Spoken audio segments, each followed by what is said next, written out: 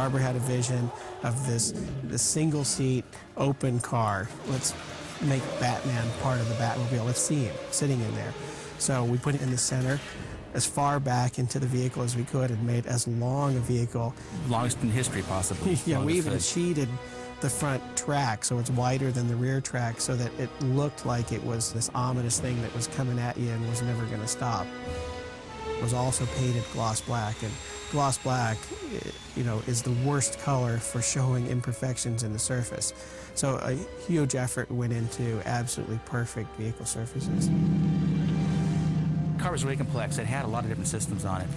It was basically a NASCAR chassis. The driver had his own fire system. On top of that, the flame system had its own CO2 purge system. Redundant electrical had 12-volt systems, 110-volt systems. The effects lighting was separate from the operation of the vehicle. A lot of them could be operated from the cockpit. There's also radio control on it, so that all the driver really had to do is hold the wheel and drive the car. It was fun to see the Batmobile drive, really more than anything, was to be able to have some sort of sense of what this machine can do. One of the systems that I think was the most unique was the nose of the vehicle had to look like it had multiple rings revolving in different directions.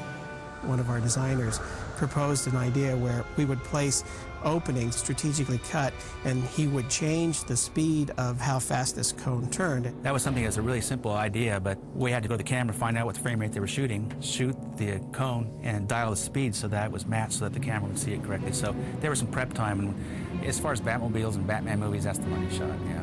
The lighting was also chasing the interior on a lot of electroluminescence paper, and it almost looked like a pinball machine in terms of all the different things that were going on there. But in terms of their function, they really didn't show up as something other than just in a couple of spots where, you know, he used it to communicate. Creating a flame that actually projects straight out is a challenge, and the way we solved it was we basically built mini rocket motors. We shot nitrous oxide as an oxidizer down the middle to oxidize the fuel so it wouldn't just wick out, it would actually burn. So they're pretty hot. We had to acquire special tires from Goodyear, and I had some contacts with Goodyear and asked them to cut bat tread in what's considered a prototype tire. They call them smooth mold tires. They're produced so that the tire companies can try out different treads. To some degree, I kind of regret it because the car was so spectacular in terms of the rest of it. Everybody always noticed the tires. When we roll it around, you can see that it would leave bats, bat trail. Little bats everywhere.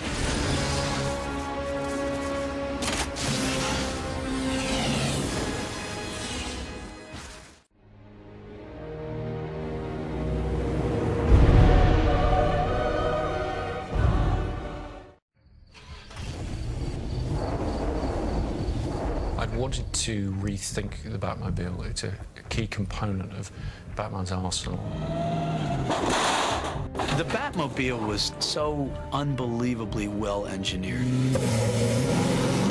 They've really come up with something absolutely unique. There hasn't ever been a car like this before. What's that? Well, the tumbler? Oh, you wouldn't be interested in that.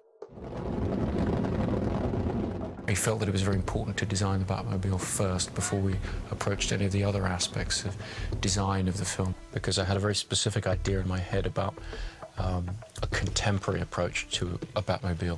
And our approach to it would tell everybody who saw it a lot about what we're doing with the whole film, which is a more grounded reality in which we're trying to base this story. When we first started talking, Chris had this idea of crossing a Lamborghini and a Humvee. Chris was sort of making a little primitive model out of Play-Doh and said, sort of like this.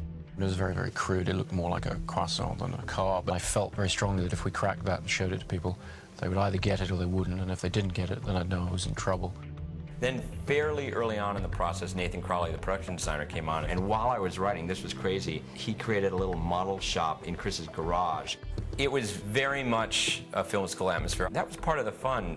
We really decided to be private and just started what I call model bashing. We just started making models of cars. It's got bits of stealth bomber in it, it's got bits of Lamborghinis, bits of Hummers, and all different things put together in this marvelous combination. Chris write his script and then come into the garage and I'd be covered in glue with car concepts. The funny thing is the craftsmanship was really good too. You could see in Chris a kid that had built little car models when he was younger, because you know he and Nathan really had this down. As an evolutionary process, Nathan was able to build one, and I would look at it and make suggestions or actually change things like myself, and then we would move to the next step and then the next one. We made about 5 or 6 Batmobiles. The one is the finished Batmobile, I think is the Mark V, so we took about 8 weeks to build. When the script was done, we sort of presented not only the script, but all these great Photoshop elements of what the world and the Batmobile would look like, so that Warner Brothers could get the whole picture. And that initial prototype is 90% what the finished Batmobile became. We took that model to England, found these great guys to produce the car full size.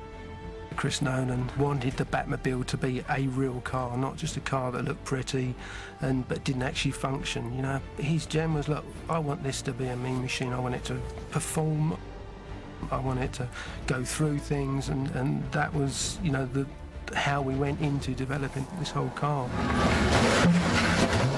The challenge is first technically how to make something as complicated as that steer and work.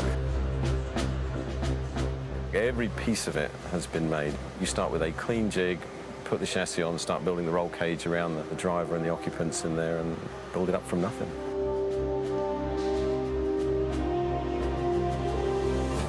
The front end of the car is what is so different.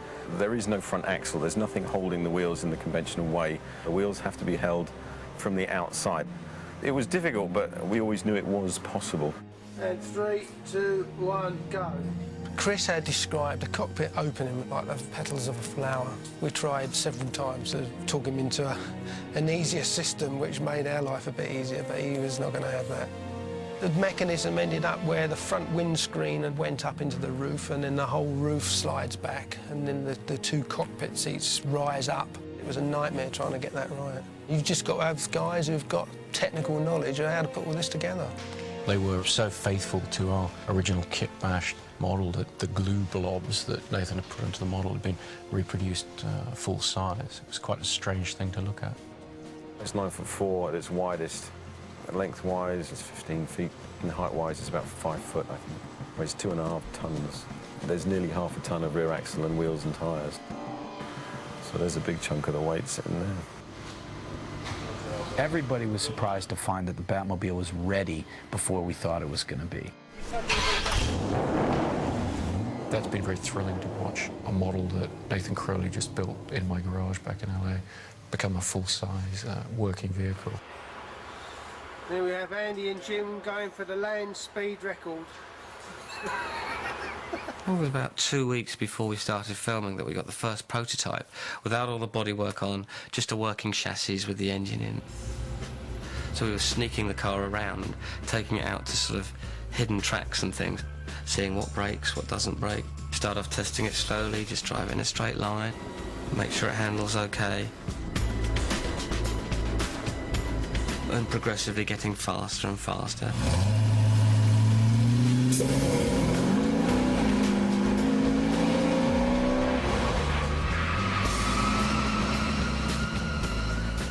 And slowly, through a development process, you arrive at a vehicle that can achieve all the shots on the page. You can get to play Batman, but unless you're the stuntman who's driving that car, you don't get to have the coolest job. The stunt side of it is we bring in one of the best drivers, George Cottle, who's young, but he's enthusiastic and extremely talented. The car has so much potential. In one respect, I have the easy job because I know that if they say the car can do it, I know it'll do it. We will rehearse every single shot with measurements of the location on a runway prior to going to the location, so that you're aware of any problems before you get to the location when you've got the expense of the film crew there. It's such a great car to drive, you know, it just screams at you. Literally, you know, the noise is like somebody screaming at you. And I called Chris and I said, does this mean I'm going to be able to keep a Batmobile? He said, "You're crazy. Of course you're not going to be able to keep a Batmobile." This here simulates the jump onto the freeway. The tape on the right-hand side of the frame is the barrier, and the ramp is just behind it.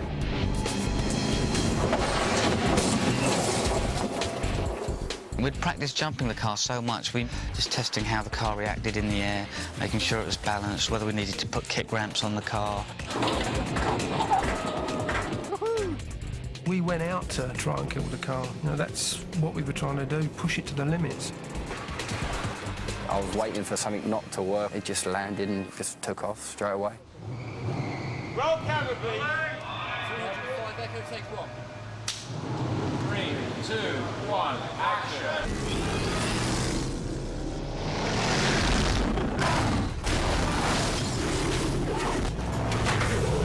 Just worked great, like clockwork. There's nothing I would change if we went back there and shot it again. We're pleased with the overall performance of the whole thing. The speed, the handling, everything. It's turned out better than expected.